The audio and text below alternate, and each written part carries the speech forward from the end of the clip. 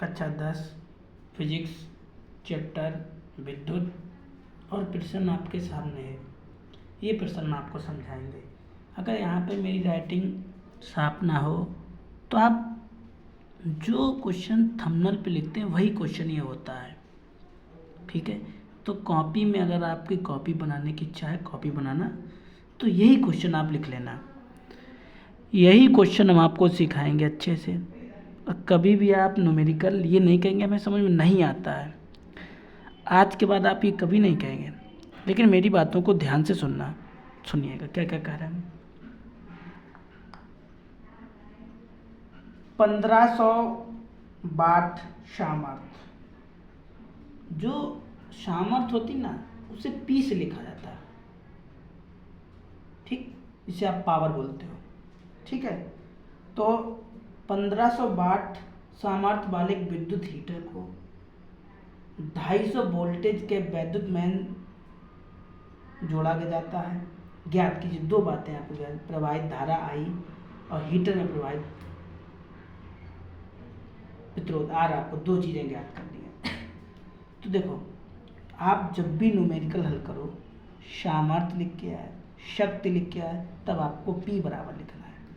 तो आप लिखो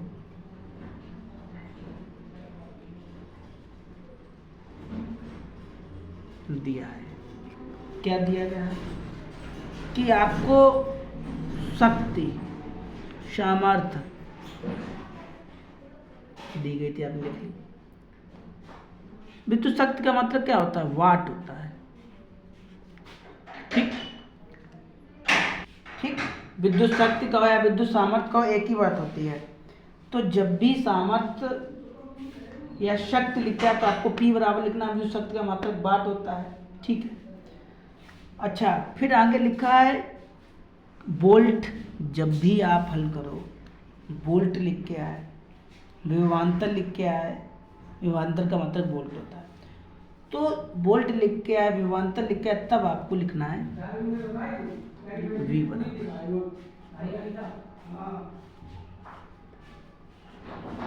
कोई दिक्कत? आपसे पूछा गया नंबर 1 में हीटर में प्रवाहित धारा I, तो आप लिख लो हीटर में प्रवाहित धारा I। सूत्र होता है I बराबर P/V। ये आपका सूत्र होता है। तो P का मान कितना है और V का मान कितना है, ठीक। काट दीजिए आप, बता दियो 4 चक्कर आगे 0 0, ठीक, 0 0 काट दिया। अब कैसे काटो, देखो अपना अपना काटने का तरीका है, ठीक। जैसे ऐसे लिखा, ऐसे लिखा। अब इसे हम कैसे काटेंगे, देखो 55 25, 5 3 15 और ये 0, इसके बाद 5 1 5 5 छक्का 30। तो चाहो तो आप डायरेक्ट काट दो, या फिर आप पहाड़ा पढ़ लो, या फिर जैसे हमने काटा वैसे काटा। कैसे काटा देखो, 55 25, 5 3 15 और ये 0 बच्चा 0 लिख लिया, 5 1 5 5 छक्का 30। तो कितना आंसर आएगा?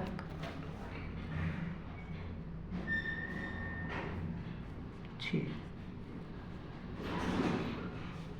ठीक।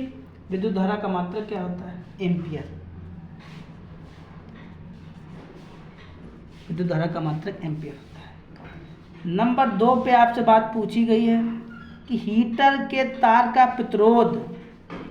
नंबर 2 डालो और लिखो हीटर के तार का प्रतिरोध। अब प्रतिरोध को किससे लिखते हैं? R से। सूत्र होता है आपका R बराबर R बराबर P/I², P/I², ये आपका सूत्र होता है। ठीक, यहाँ पे P का मान कितना आया अभी दिखाया था 1500, I का मान कितना आपने निकाला, ठीक, स्क्वायर लगा लिया।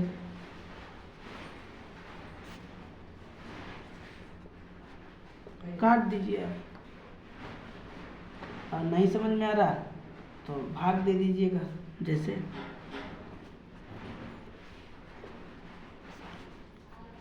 6 दूनी 36 होता, ठीक, 36 होता, यहाँ पे 36 लिखिए, ये 36 लिखा है, ठीक है भाई। 6 का 6 में गुणा करोगे 36 जाएगा। अब 36 का इसमें भाग दीजिए आप, तो कितना प्राप्त होगा आपको, देखो भाग आपको सामने करके दिखाएंगे, ठीक है।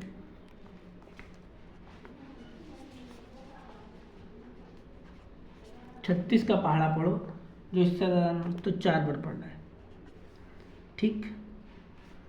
तो 4 छंग 24 की 4 हासिल लगा 2, और 4 3 12 2 14, घटाओ कितना बचा, यहाँ 10 हो गया, 6 बचेगा, ठीक। अब इसका भाग दो, ज़्यादा हो जाएगा 2 बार, 1 बार दो,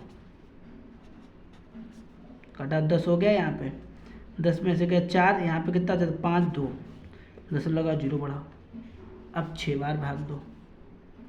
36 से यहाँ से लगा 3, और 6 3 18 21, 4 बचेगा, यहाँ पे 3 बचेगा, फिर 10 बढ़ाओ, फिर 0 बढ़ाओ, फिर देवारम करो,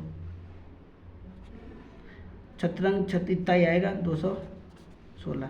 तो मतलब आपका आंसर कितना आ जाएगा, R बराबर आप लिखो 41.66,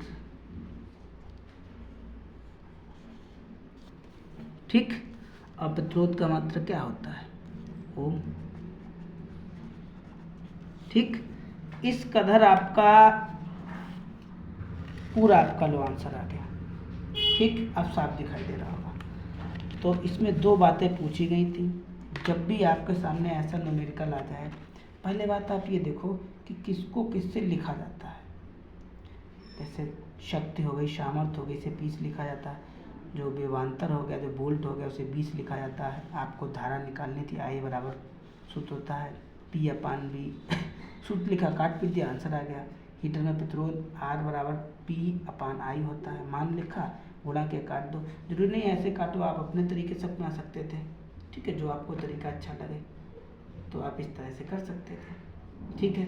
तो मिलेंगे आपको अगले क्वेश्चन में, तब तक के लिए आप फेयर कॉपी बनाइए। और ये क्वेश्चन अगर आपको शार्प दिखाई दे रहा है, पहली बात तो ना शार्प दिखाई देता, थोड़ी क्वालिटी बढ़ा लिया करो और लगाया करो, कॉपी में लगाया करो, ठीक है। मिलेंगे आपको अगले क्वेश्चन में, तब तक इतना ही।